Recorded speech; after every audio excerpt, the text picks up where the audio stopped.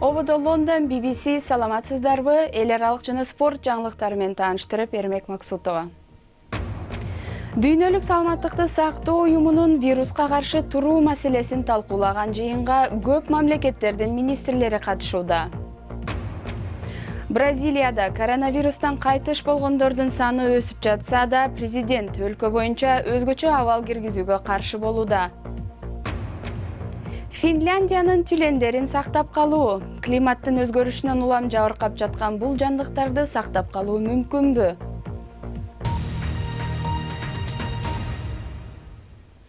Дүйнө жүзү боюнча коронавирусту жуктуруу алгандардын саны 4.700.000 ашты.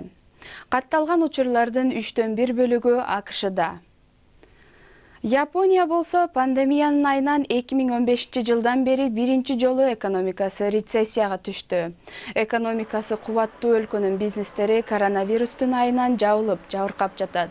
Бул сандар жылдын биринчи 3 айын чагылдыргандыктан жагдай мындан ары дагы начарлайт деген божомолдор айтылууда. Пандемия Японияга апрель айында гана жеткен. Дүйнөлүк саламаттыкты сактоо уюму жыйын өткөрүүдө. Дүйнө боюнча 200 мамлекеттин саламаттыкты сактоо министрлери уюмдун онлайн жыйынына катышууда. Кытай президенти Си Цзиньпин конференциянын ачылыш сөзүн айтты. Коронавирустан каза тапкандардын саны 315.000ден ашып, ал кандайча өтө тез жайылып кетти. Мурдаракта токтотууга мүмкүн беле деген суроолор коюлууда. Кытайдын бийлиги жаңы вирус жайылып жатканы жөнүндө дүйнөлүк саламаттыкты сактоо уюмуна январдын башында билдиргени менен, уюмдун эксперттерин өлкөгө февраль айына чейин кабыл алган эмес. Кабарчыбыз Тулип Мазумдардын баяндамасы. Дүйнөлүк саламаттыкты сактоо уюму COVID-19 пандемиясын тескегени боюнча кысым алдында калды. Өзгөчө Америка Кошмо Штаттарынын президенти Бириккен Улуттар уюмунун саламаттык боюнча бул агенттигине көп сын айтууда. АКШ дүйнөлүк саламаттык уюмуна эң көп каражат бөлгөн донору болчу. Бирок өткөн айда президент Трамп каражат берүүнү токтотуп, уюмга жана Кытайга катуу айыптарды таккан. Саламаттык уюму ишин так аткарып, Кытайга медициналык эксперттерин эртерээк жөнөтсө, кырдаалды иликтеп чыгып, Кытайды ачык болууга эртерээк тартканда, мынча өлүмгө жеткирбей, вирусту пайда болгон жеринде жок кылууга мүмкүн болмок. Дүйнөлүк саламаттык уюму февралда эксперттерин Кытайга жөнөтүп, кытайлык өкүлдөр менен бирге иштешүүгө киришкен. Вирус тууралуу алгачкы билдиргенден тартып эле Кытай маанилүү маалыматтары менен бөлүшүп, башка мамлекеттерге ага каршы турууга көмөк көрсөттү, дейт уюм. 1948 жылы түзүлгөн дүйнөлүк саламаттык уюму ошол учурдан бери жалпы калктын саламаттыгын жакшы абалда сактоого жетишүү максатын көздөйт. Ал адамдардын өмүрүн сактоого багытталган программаларды иштетип, массалык эмдөө, эл аралык медициналык коркунуч тууралуу алдын ала эскертүү сыяктуу иштерди аткарат. Бирок ал кеңешүүчү гана орган, өз тыянагын таңуулай албайт, мамлекеттерди маалымат бөлүшүүгө күчтөй албайт. Уюмдун быйылкы ассамблеясында ага көбүрөөк бийлик берүүнү чакырыктары айтылууда. Дүйнөлүк саламаттык уюмунун эксперттерине жугуштуу илдеттин очогу пайда болгон жерлерге барып, көз карандысыз иликтөө жүргүзүү укугу берилсин дешүүдө. Жугуштуу илдет тутанганда бирде өлкө четтен эксперттер келишин каалабайт. Ар бир өлкө аны четке кагып, өлүмдөр болгон жок деп жашырышат. Учурда ар бир мамлекет кандайдыр патоген пайда болгондо дароо билдирүүгө милдеттүү. Алар аны аныктагандан кийин 24 саат ичинде дүйнөлүк саламаттыкты сактоо уюмуна маалымдашы керек. Ушуну кеңейтип, уюмдун эл аралык миссиясын жөнөтүп, иликтөө жүргүзүүгө жол ачыш керек. Онлайн режиминде жыйналышка катышып жаткан 194 мамлекеттин өкүлдөрү Европа биримдиги, Британия, Австралия, Жаңы Зеландия жана башка өлкөлөрдүн пандемияга дүйнө боюнча кандай жооп жасалганын карап чыгуу сунушунда карашат. Дагы бир маселе Тайваньга байланыштуу. Анын коронавируска карата мыкты аракеттери мактоого алынганы менен Кытай менен Бириккен Улуттар уюму аны тааныбагандан улам бул жыйынга катышуусуна тыюу салынган. Мындан тышкары, COVID-19 каршы вакцина чыкканда бай кедейине карабай бардык мамлекеттерге текши жеткирүү тууралуу да сөз болот. Бразилияда коронавирустан көз жумгандардын саны 16.122-ге жетип, вирус жуктургандардын саны 241.000 кишиден ашкандыктан Бразилия вирус кеңири жайылган 4-чү өлкө болду. Жекшемби күнү Бразилиянын эң ири Сан-Паулу шаарынын мэри саламаттык сактоо түзүмү кыйроо алдында турганын эскертти. Түштүк америкалык кабарчыбыз Кэти Уотсон Сан-Паулудан баяндайт. COVID-19 вирусунан каза болгондордун саны өсүп жатса да, президент аны дале четке кагууда. Жайыр Болсонару дагы деле саясатты пандемиядан жогору коюуда. Жекшембидеги демонстрация учурунда ал акыры өзү бет кап кийгени менен глобалдык саламаттыкты сактоо жаатындагы көрсөтмөлөрдү кайра шылдыңдады. Эркиндикти, демократияны жана сый урматты баарынан жогору койгон бразилиялыктар өздөрүнүн чын эрки менен мындай күтүүсүз демонстрацияны уюштурушу саясатчылар үчүн мааниге ээ эмес. Анын коронавирус кризисин жайгаруу боюнча иш аракетин сындагандар көбөйүп жатканда, Жайыр Болсонару азчылыкты түзгөн колдоочуларына жакын бойдон калууга аракет кылып жатат. Коронавирус жайылып жатканына карабай, президент жана анын колдоочулары бразилиялыктар кайра ишке чыгышы керектигин айтууда. Карантин киргизсе туура эмес болот. Баарын жаап, эмне болот экен деген нерсе мурда эч качан болгон эмес. Жада калса мындай көрүнүштөрдө Жайыр Болсонарунун тактикасын өзгөрткөн жок. Адамдар көз жумуп, өлкө боюнча саламаттыкты сактоо түзүмү кыйрап жатат. Келерки бир нече аптада абал мындан да начарлайт деп күтүлүүдө. Вирус жуктургандардын көпчүлүгү Сан-Паулу штатында. Бизнес өнүккөн башкаларда кайтыш болгондордун саны Кытайдан да көп. Расмийлер саламаттыкты сактоо системасы каржалып жатканын эскертишти. Сан-Паулуда бизнестер, мектептер жана коомдук жайлар жабылсын деген буйрук берилип, тургундар дээрлик 2 ай карантинде болушту. Бир нече апта өткөндөн кийин адамдар социалдык аралыкты да сактабай калган. Статистикага ылайык тургундардын 50%га жетпегени гана эрежелерге баш ийет. Сан-Паулу шаарынын айрым бөлүктөрүндө адамдар дүкөндөрүн кайра ачып жатса да, ага бийлик көз жумуп коюуда. Жекшембиде шаар мэри тургундарга акырындан ишин баштап, Бразилиянын мүмкүнчүлүгүн жакшыртууга үндөдү. É difícil acreditar que alguns prefiram Айрымдар элди орустун рулетка оюнуна аралаштыргысы келип жатканына ишене албай турам. Адамдардын өлүмүнө кош көңүл болуу бул кылмыш. é crime de responsabilidade. Бийлик элди саякаттабагыла деп жатканына карабай, жол тыгындары кайрадан пайда болууда. Көптөгөн бразилиялыктар иштеши керектигин айтат. Күнүмдүк нанын таап жүргөн миллиондогон адамдар азап чегүүдө. Зарыл болгон учурда элди үйдө олтургула деп үгүттөөгө өлкөнүн алы жетпей баратат. BBC кыргыз кызматынын берүүсүн көрүп жатасыздар. Жаңылыктар менен тааныштырууну улантабыз.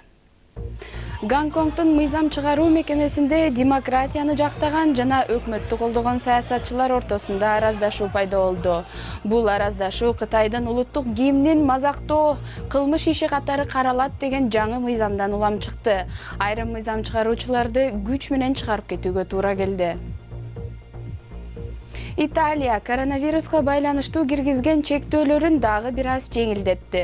Бүт өлкө боюнча чукул кырдаал киргизген биринчи өлкө дүкөндөрдү, ресторандарды, барларды жана чач тараштарды ачууга уруксаат берди. Ошондой эле чиркөөлөр да сыйынуучуларды киргизе баштайт. Бирок гигиена эрежелери тыкыз сакталышы керек болот. Тургундар бет кап кийип жүрүшү зарыл. Афганистанда бомбага шыккалган унаа жарылып, 7 киши мерт кетти, ондогондор жаракат алды. Бул чабуулга талиптер жоопкерчилик алды. Кол салууда Газни провинциясынын чалгындоо кызматы бутага алынган.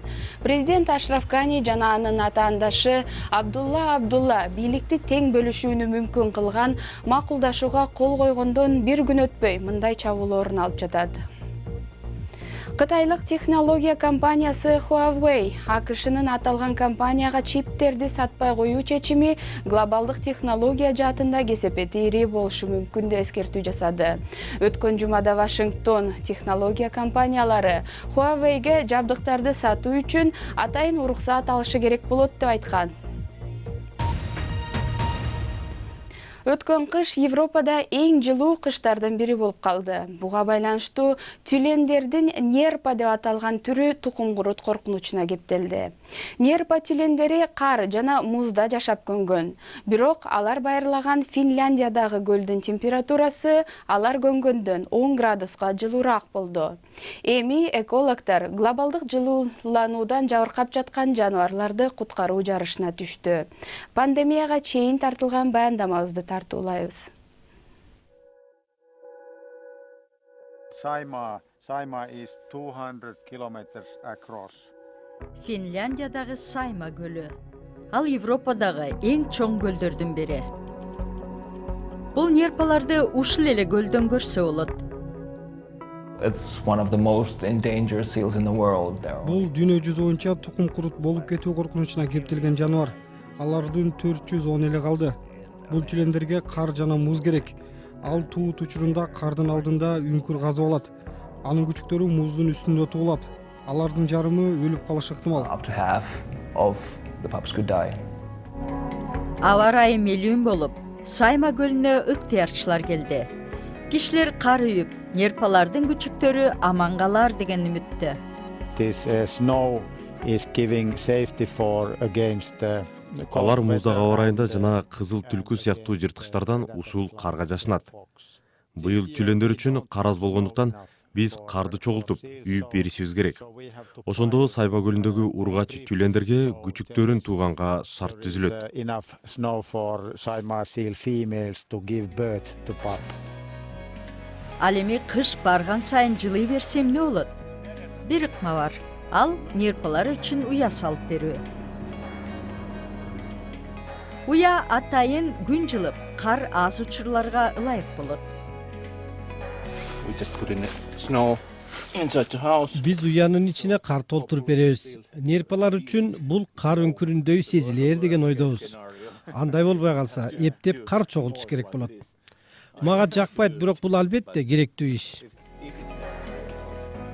Түз алып көрсөткөн Нерпа Лайф берүүсү нерпаларды тооруган коркунучтар тууралуу кабардар кылып турат. Түз алып көрсөтүүнүн пайдасы мыкты болду. Анын жардамы менен көп кишилерди, анын ичинде Сайма көлүндө балык уулагандарды жана жүздөгөн башка адамдарды көлгө тор салдырбай, балыкты нерпага зыян келтирбеген кайрымак менен кармоого андырдык. Бирок бул ийгиликке климаттын өзгөрүүсү кедергисин тийгизиши ыктымал. Recent years, population number of Saimaa seal has increased. Соңку жылдары Сайма көлүндөгү тюлендердин саны көбөйдү. 20-30 жыл мурунка караганда 2 эсеге көбөйдү. Балык уулоого дагы чектөөлөрдү киргизүүгө жетишсек, бул жаныбарлардын саны дагы көбөйүшү ыктымал. Бирок аба ырайы өзгөрсө, анда эмне кыла алмак элек? Эми спорт жаңылыктары. Германиянын футбол боюнча чемпионаты Бундеслига башталып, Бавария Мюнхен 2-0 эсебинде Union Берлинди утуп алды. Оюндар жабык эшик артында көрөрмандарсыз өтүп жатат. Оюнчулар маскаларды кийип жүрдү. Бирок күйөрмандар жок болгондуктан киргизилген голдорго сүйүнгөндөр аз болуп жатты. Бул дем алыш күндөрү Дортмунд атаандашы Шалкени 4-0 эсебинде утуп алды. Испан футболу бүгүн машыгууларын баштайт. Оюнчулар коронавируска каршы анализдерди тапшырышты. Таза чыккандар өз алдынча машыгууларга катыша баштаган. Эртеңден баштап 10 оюнчудан турган машыгуу топтору түзүлөрү айтылууда. Испанияда 5 оюнчу COVID-19 жуктуруп алган. Жаңылыктардын соңунда түштүк африкалык алкоголь ичимдиктерин чыгарган дистиллерия чоң жез чараларын пайдалуу колдонуунун дагы бир жолун тапканы жөнүндө айтып беребиз. Учурда ичимдиктерди сатууга тыюу салынгандыктан бул шараптарды чыгарган жайлар иштебей турат. Эми болсо Кейптаун шаарындагы бул ичимдик чыгарган ишкана ал жерде суп бышырып, аны менен миңдеген адамдардын курсагын тойгузуп жардам берип жатыптыр. Бул жана башка жаңылыктар азыр интернет сайтыбыздын башкы бетинде турат. Дарегибиз bbc-kyrgyzcheck.com сайтыбыздан жаңылыктарды окуп, радиобузду да уксаңыздар болот. Берүүнү ушуну менен жыйынтыктайбыз. Аны алып барган Эрмек Максутов болду. Саламатта болуңуздар.